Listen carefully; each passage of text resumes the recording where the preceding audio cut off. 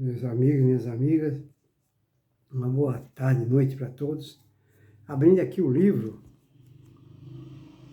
Vinha de Luz, do Chiquinho de Jesus. Abrindo aqui ao acaso, caiu na página 59. Se você tem esse livro Vinha de Luz, por favor, consulte esse livro fantástico, extraordinário, e abra lá na página 59. Lá tem um título chamado Política Divina. Política divina. Existe a política humana, não é? E existe a política divina. Hoje nós vamos aprender o que se entende por política divina. Nessa página 59, tem uma passagem bíblica, que é de Lucas, item 22, versículo 27. 22, versículo 27, palavras de Jesus, que diz assim: Eu, porém, entre vós, sou como aquele que serve. Eu, porém, entre vós, sou aquele que serve. Olha só, Jesus, ele não veio para ser servido. Ele veio especificamente para servir. Quem quiser ser o maior lá no céu, no plano espiritual, no nosso verdadeiro local de origem, que é o universo infinito, quem quiser ser o maior lá, tem que ser o menor aqui. E para ser o menor aqui, tem que ser aquele que serve mais, que não se considera superior aos outros. Aí, essa passagem bíblica que está em Lucas, capítulo 22, do versículo 27, Emmanuel, com sua infinita sabedoria teológica, ele vai nos dizer o seguinte: o discípulo sincero do Evangelho não necessita respirar o clima da política administrativa do mundo para cumprir o ministério que lhe é cometido. Ou seja, o discípulo sincero que somos nós, que somos cristãos, que somos seguidores de Jesus e que estamos com o firme propósito de seguir as diretrizes e os fundamentos do nosso Senhor Jesus Cristo, Filho de Deus, todos nós, nós não necessitamos respirar o clima da política administrativa do mundo para cumprir o nosso ministério. Todos nós temos um ministério, todos nós temos deveres e obrigações no que tange ao trabalho dos principais itens que fazem parte do nosso planejamento migratório. Para nós cumprirmos com a nossa missão aqui na Terra, nós não necessitamos de forma alguma dos conceitos e das tradições da lei humana. Nada a ver. É isso que ele está falando aqui. Aí ele fala: o governador da terra entre nós, para atender aos objetivos da política do amor, representou, antes de tudo, os interesses de Deus junto do coração humano, sem necessidade de portarias e decretos respeitáveis, embora. Tá vendo? Olha, ele fala: o governador da terra entre nós, para atender os objetivos da política de amor. Quem é o governador da terra? É Jesus. É Jesus. Por isso que ele fala: o governador da terra, que é Jesus, entre nós, quando esteve entre nós, e está ainda, para atender os objetivos da política do amor, representou, antes de tudo, os interesses de Deus. Ele não representou especificamente os interesses e a política da terra. Antes de tudo, ele deu prioridade para os interesses de Deus, junto do coração humano, sem necessidade de portarias e decretos, muito embora sejam respeitáveis. Tá vendo? Então tá aí, ó, Jesus não precisou de portaria, Deus não deu nenhuma portaria para ele, não é? Nem decreto, não precisa de decreto para nos transmitir a boa nova de Deus, nosso Criador, nosso Pai. Aí ele fala aqui, ó: Jesus não vestiu o traje do sacerdote, nem a toga do magistrado. Precisou disso? Não. Ele se fez pequeno como nós, essa é que é a verdade. Se diminuiu para ficar entre nós, para nos nivelar a nós, para se nivelar a nós. Aí ele fala: ele amou profundamente os semelhantes, e nessa tarefa sublime, testemunhou sua grandeza celestial. Que seria das organizações cristãs se o apostolado que lhe diz respeito estivesse subordinado a reis, a ministros, câmaras e parlamentos transitórios? Que seria de nós?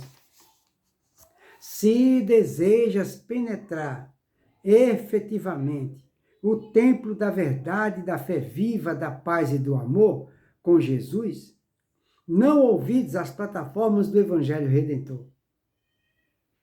Está vendo? Então, ele está dizendo, se nós desejamos penetrar efetivamente o templo da verdade absoluta e da fé viva, da paz e do amor com Jesus Cristo, não ouvides plataformas do Evangelho Redentor. Ama a Deus sobre todas as coisas, com todo o teu coração e entendimento. Ama o próximo como a ti mesmo. Cessa o egoísmo da animalidade primitiva. Faze o bem aos que te fazem mal. Abençoa os que te perseguem e caluniam. Ora pela paz dos que te ferem. Está vendo, pessoal? Aí que surge aquela pergunta. Como é que se neutraliza o mal? Com o bem. Então, se alguém nos faz o mal, vamos responder com o bem. Se alguém tem inveja da gente, responda com a força contrária, que é a força do bem, do perdão, da complacência, da transigência. Por isso que ele fala, ama o próximo como a ti mesmo. Cessa o egoísmo da animalidade primitiva. Faze o bem aos que te fazem o mal. Abençoa aos que te perseguem e caluniam. Então, se uma pessoa nos persegue, fala mal da gente para outras pessoas, joga as outras contra a gente, contra nós, elas caluniam a gente, falam que a gente fez coisa que a gente não fez, vamos transformar essas atitudes numa força contrária. Vamos desejar o bem e a felicidade para aqueles que nos querem o mal. Ora pela paz dos que te ferem. Então a gente tem que orar pela paz das pessoas ignorantes que não conhecem a Deus e ainda desejar lutar pela sua felicidade. Só assim nós conseguiremos neutralizar o mal que aquelas pessoas passam para nós. Aí ele fala, bendize os que te contrariam o coração inclinado ao passado inferior. Reparta as alegrias do teu espírito e os dons de tua vida com os menos afortunados e mais pobres do caminho. Dissipa as trevas, fazendo brilhar a tua luz. Revela o amor que acalma a tempestade do ódio. Mantém viva a chama da esperança, onde sopra o frio do desalento. Levanta os caídos. Sê a muleta benfeitora dos que se arrastam sob aleijões morais. Combate a ignorância, acendendo lâmpadas de auxílio fraterno, sem golpes de crítica e sem gritos de condenação. Ama, compreende e perdoa sempre. Dependerás acaso de decretos humanos para meter mãos à obra? Será que a gente vai precisar de decreto humano para fazer o bem, para perdoar? Vamos precisar de decreto? Não. Só precisa de um decreto. Esse decreto só quem nos pode dar somos nós mesmos, através de nossa vontade e do nosso querer. A única coisa que nos falta para sermos felizes é a nossa vontade e o nosso querer. Então ele fala, ama, compreende e perdoa. Dependerás acaso de decretos humanos para meter as mãos à obra, para trabalhar? Lembra-te, meu amigo, de que os administradores do mundo são, na maioria das vezes, veneráveis propostos da sabedoria imortal, amparando os potenciais econômicos, passageiros e perecíveis do mundo. Todavia, não te esqueça das recomendações traçadas no Código da Vida Eterna, na execução das quais devemos edificar o reino divino dentro de nós mesmos. Esse é o nosso trabalho. O reino de Deus, edificar o reino de Deus dentro de nós mesmos. através do nosso querer, de nossa vontade, dos nossos esforços em querer se melhorar. Fica aí, portanto, para a nossa reflexão, esse ensinamento maravilhoso que se chama política divina.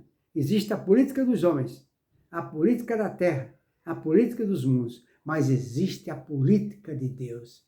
E a política de Deus é uma só, para que a gente se esforce, para que todos nós compreendamos a necessidade do querer e da vontade, em querer se sublimar seus sentimentos, educar seus pensamentos, nos tornarmos cada vez melhores. Esse é o decreto divino que Deus tem para conosco. Sua política divina é essa. Amar a Deus sobre todas as coisas e ao próximo como a si mesmo. Fica aí, portanto, para a nossa reflexão. Uma boa noite para todos, que Jesus nos abençoe.